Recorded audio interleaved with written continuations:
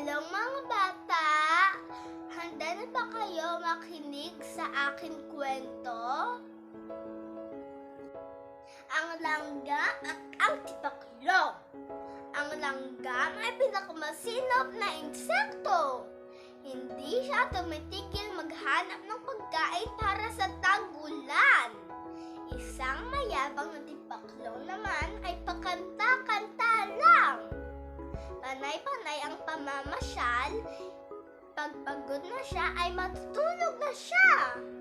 Nang dumating ang tag-ulan, walang maipang pagkain ang tipaklong. Humingi ni tipaklong ang pagkain kay langgam. Nagdahilan siya na mayroon siyang sakit. Pinagsabihan ni langgam si tipaklong, "Ayan! Sinasabi ko sa iyo, hindi ka ba nag-ipon ng pagkain ng tag-araw? O sige, bibigyan kita ngayon. Pero sa susunod ay hindi na."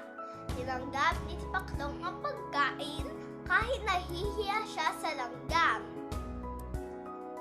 Nangako na din siya na magiging masinop na rin siya para mapaghandaan anong pangyayari na masama.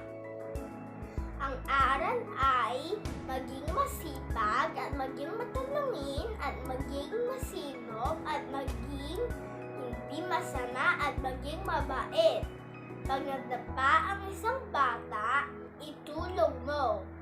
Para pag humingi ka ng tulong, tutulungan ikaw nila.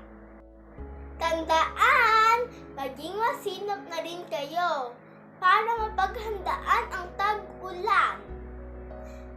Thank you. Like, subscribe, the bell button. Bye!